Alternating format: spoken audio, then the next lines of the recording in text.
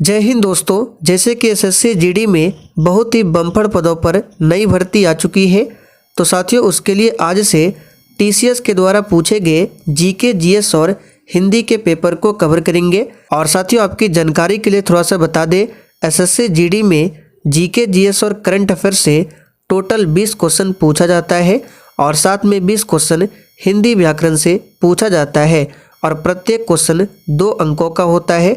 यानी कि इस प्रकार आपसे जीके, जीएस और हिंदी व्याकरण से टोटल 80 नंबर का प्रश्न पूछा जाता है। यानी कि साथियों ये जो क्लास है टोटल आपका 80 नंबर का क्लास होने वाला है। तो साथियों आज से हम लोग एसएससी जीडी के लिए प्रीवियस ईयर क्वेश्चन से फुल मॉक टेस्ट सीरीज को स्टार्ट कर रहे हैं। और साथियों ये जो क्लास है आपको डेली दोपहर 3 बजे लाइव चैट के साथ दिया जाएगा। तो चलिए इसी के साथ आज की इस क्लास को स्टार्ट करते हैं। तो फटाफट से आप सभी लाइव में जुड़ जाइए। तो साथियों सबसे पहले हम लोग 20 क्वेश्चन जीके, जीएस से कवर करेंगे जो कि ऑलरेडी एसएससी जीडी के एग्जाम में पूछा जा चुका है। और साथियों एसएससी जीडी के लिए अगर आप लोग बुक लेना चाहते हैं तो आप लोग ये किरण पब्लिकेशन का 2023-24 का न्यू एडिशन का बुक ले सकते हैं। इसमें 2019 से लेकर 2023 तक टीसीएस के द्वारा पूछे गए अलग अलग बुक में अलग अलग सब्जेक्ट्स के क्वेश्चन दिए गए हैं। जैसे कि ये सामान्य ज्ञान का बुक हो गया, ये हिंदी का है और नीचे आप लोग देख सकते हैं मैथ का हो गया और ये रीजनिंग का बुक है। प्रत्येक बुक में टोटल 120 सेट दिया गया है जो कि एसएससी जीडी की तैयारी के लिए बहुत ही बेहतरीन और शानदार बुक है। और साथियों अगर आप लोग इन चारों बुक को एक साथ परचेज करते हैं तो इसमें आपको टोटल 40% का डिस्काउंट मिल जाता है। तो साथियों डिस्क्रिप्शन बॉक्स में दिए गए लिंक पर क्लिक करके आप लोग इन चारों बुक को एक साथ मंगा सकते हैं। तो देखिए पहला क्वेश्चन है, राष्ट्रीय लघु उद्योग दिवस निम्न में से किस दिन मनाया जाता है? सभी ऑप्शन को ध्यान से पढ़िए और अगर आपको इनमें से किसी भी प्रश्न का आंसर आता हो तो आंसर करने के लिए आप लोगों को नीचे लाइव चैट का ऑप्शन दिया गया है। इसलिए प्रत्येक स्टूडेंट को नीचे लाइव चैट में अपना अपना आंसर देना है जिससे आपका प्रॉपर तरीके से रिवीजन भी हो सके। तो साथियों राष्ट्रीय लघु उद्योग दिवस जो है ये प्रत्येक वर्ष 30 अगस्त को मनाया जाता है। तो यहाँ पर सी ऑप्शन जो ही बच्चे दिए हैं उनका बिल्कुल सही जवाब है। और एक पूछा जाता है 31 अक्टूबर, कई बार पूछा जा चुका है तो याद रखिएगा 31 अक्टूबर को क्या मनाया जाता है? तो राष्ट्रीय एकता दिवस। किसके जन्म दिवस पर? तो याद रखिएगा सरदार वल्लभ भाई पटेल। सरदार वल्लभ भाई पटेल की जयंती पर प्रत्येक वर्ष 31 अक्टूबर को राष्ट्रीय एकता दिवस मनाया जाता है। चलिए दूसरा क्वेश्चन है, सुमंग लीला किस राज्य में आयोजित होने वाला एक त्योहार है? बिल्कुल आपको सोच समझकर आंसर करना है और सेशन के लास्ट में आपको कमेंट करके अपना अपना इसको जरूर बताना है कि आपने कितने प्रश्नों के सही सही आंसर किए हैं। तो साथियों सुमंग लीला जो है याद रखिएगा मणिपुर में आयोजित होने वाला एक त्यौहार है। तो यहाँ पर पहला ऑप्शन आपका सही जवाब है मणिपुर। चलिए तीसरा क्वेश्चन है, पानीपत का तीसरा युद्ध किस वर्ष में हुआ था?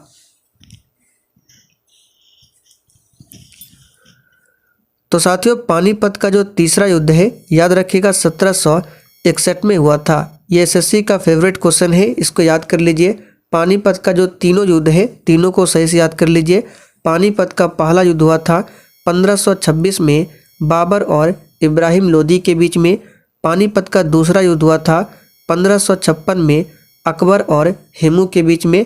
और पानीपत का तीसरा युद्ध 1761 में अहमद शाह अब्दाली और मराठों के बीच में हुआ था। तो तीनों को अच्छे से याद कर लीजिए, बार बार ये पूछा जाता है।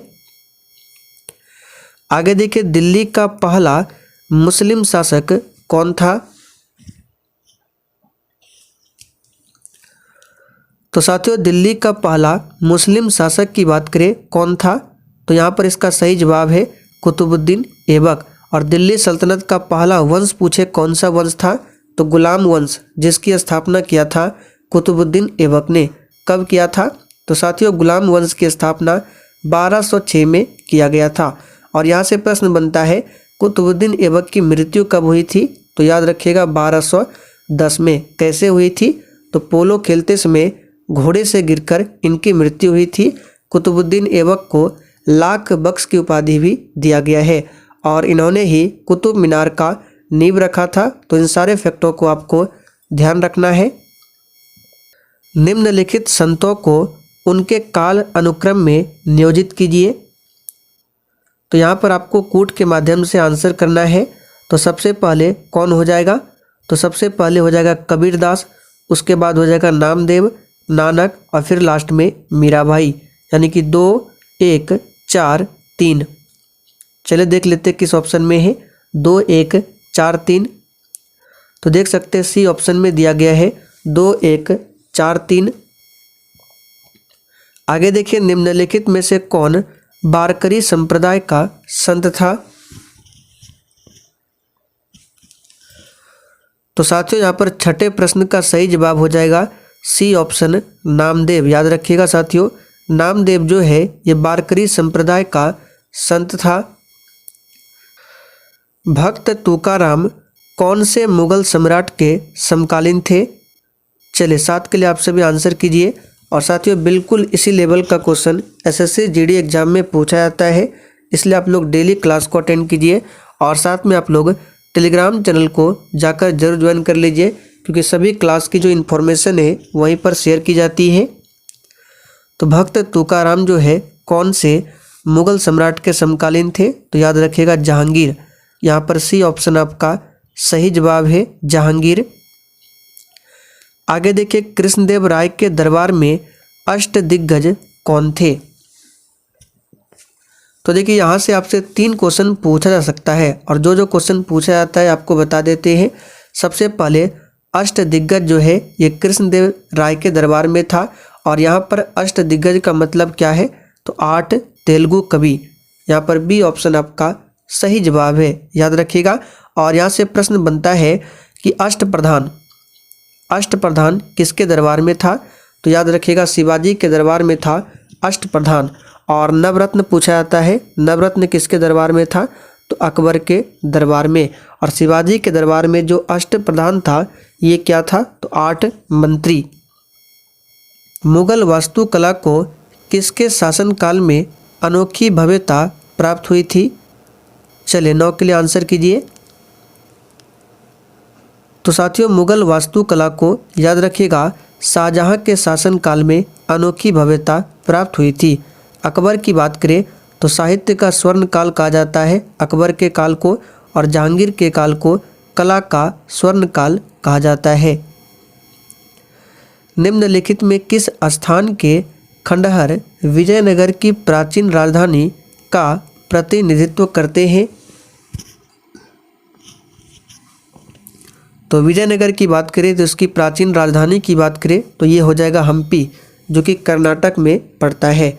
और विजयनगर साम्राज्य की स्थापना किसने किया था पूछा जाता है? तो हरिहर और बुक्का नामक 2 भाइयों ने कब किया था? तो 1336 ईस्वी में। सारे फैक्टों को ध्यान रखें। विजयनगर के किस शासक ने चीन के सम्राट के पास अपना राजदूत भेजा था? तो यहाँ पर इसका सही जवाब क्या हो जाएगा?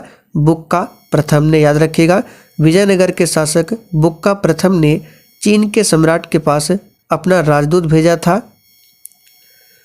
आगे देखिए जब राजा ओडियार ने मैसूर राज्य की स्थापना की तब विजयनगर साम्राज्य का शासक कौन था?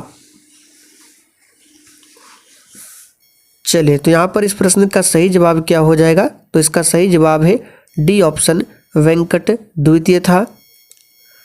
आगे देखिए वर्ष 1739 में दिल्ली पर कब्जे के बाद मुगलों की विशाल संपत्ति खालिस्तान के हाथों में चली गई थी। तो साथियों वर्ष 1939 में दिल्ली पर कब्जे के बाद मुगलों की जो विशाल संपत्ति है नादिर शाह के हाथों में चली गई थी। तो यहाँ पर पहला ऑप्शन आपका सही जवाब है नादिर शाह। आगे देखिए तैमूर के आक्रमण के बाद भारत में किस वंश का राज्य स्थापित हुआ था? तो यहाँ पर इसका सही जवाब है ऑप्शन बी सैयद वंश। वेरी इंपॉर्टेंट क्वेश्चन है, स्टार मार्क कर लीजिए।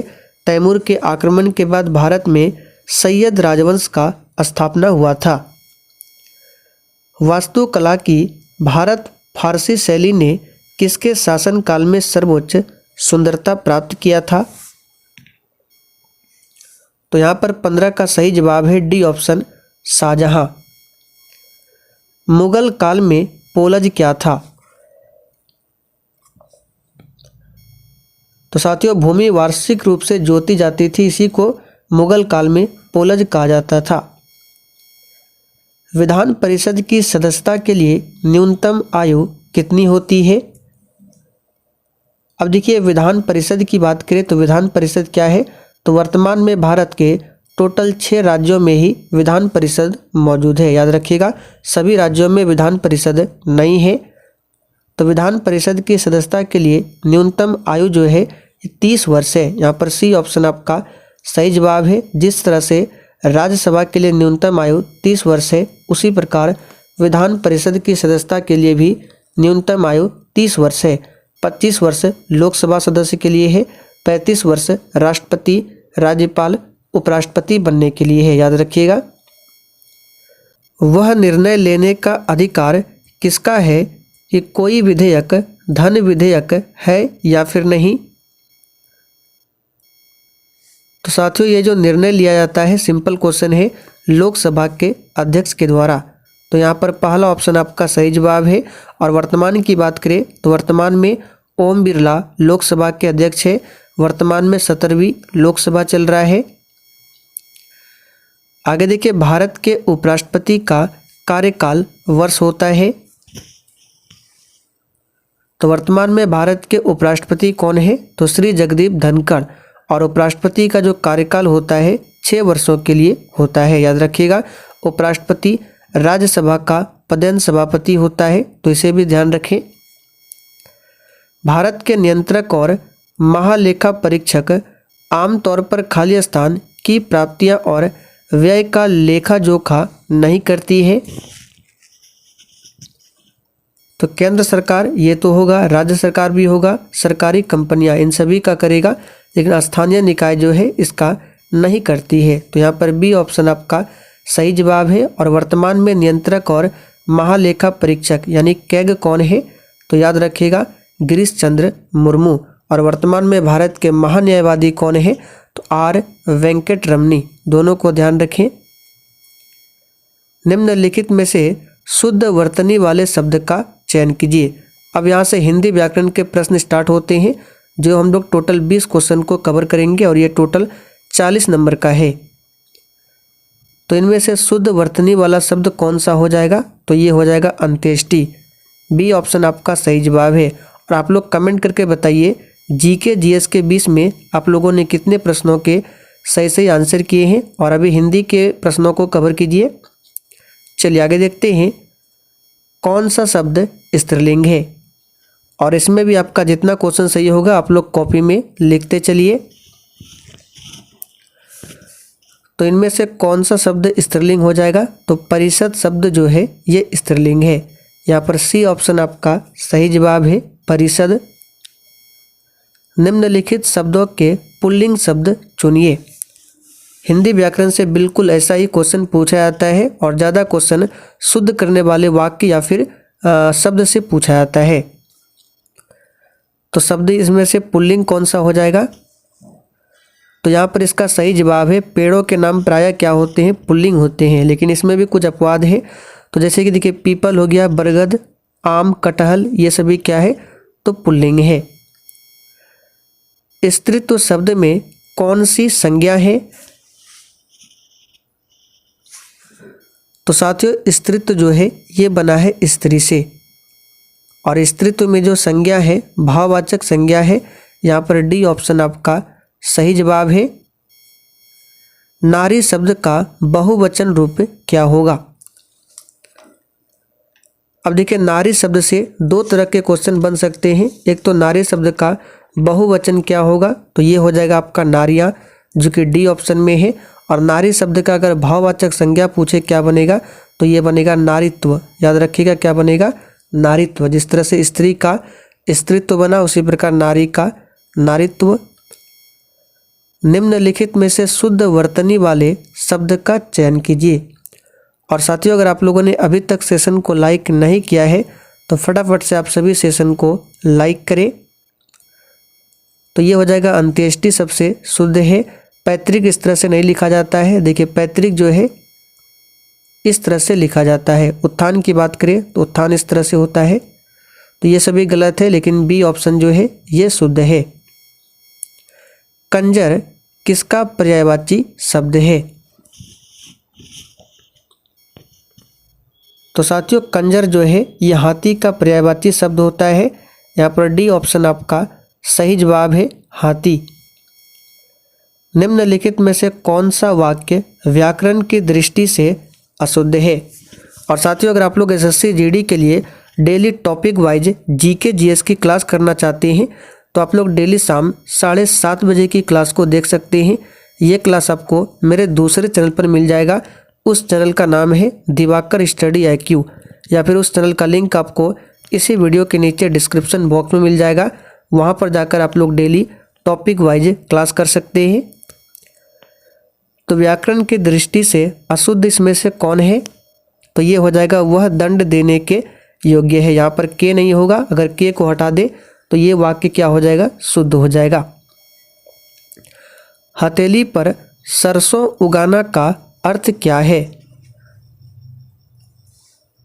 तो सिंपल सा क्वेश्चन है, हथेली पर सरसों उगाना का अर्थ क्या है? आश्चर्यजनित काम करना, यानी आश्चर्यजनक काम करना।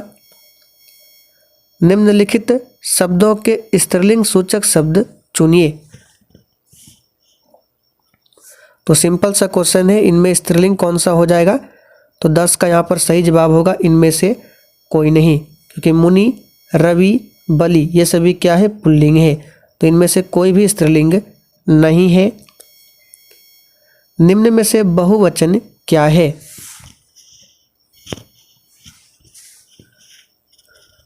तो बहुवचन हो जाएगा भक्तजन। ये क्या है? ये प्रायः बहुवचन में ही होता है। निम्नलिखित वाक्यों में से कौन सा वाक्य अशुद्ध है? चलिए, वाक्य अशुद्धि के लिए आपके एग्जाम में क्वेश्चन पूछे जाते हैं।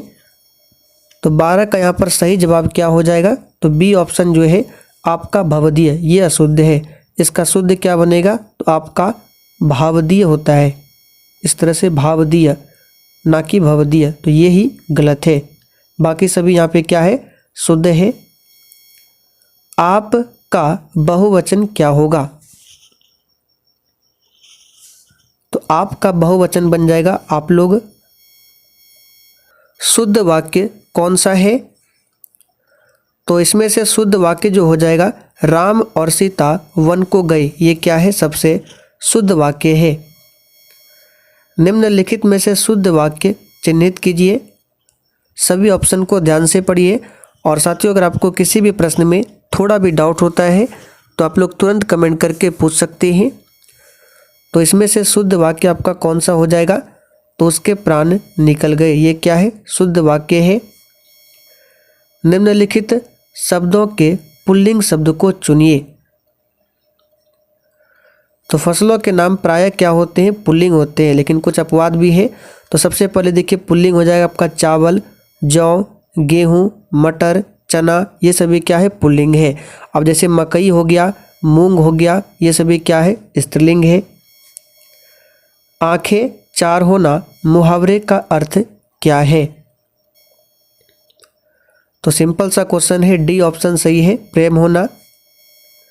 निम्नलिखित शब्दों के पुल्लिंग शब्द को चुनिए।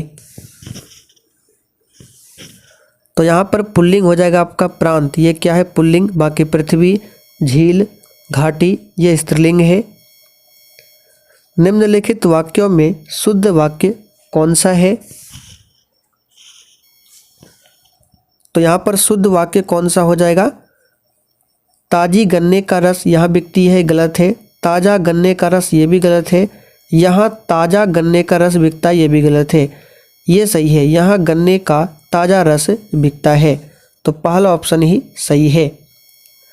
चलिए, आखिरी क्वेश्चन आप लोगों के लिए है। इसका आंसर आपको नीचे कमेंट करके बताना है।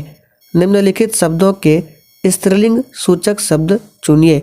यानी कि इनमें से कौन सा एक शब्द है जो स्त्रीलिंग है। इसका आंसर आप सभी को नीचे कमेंट करके बताना है।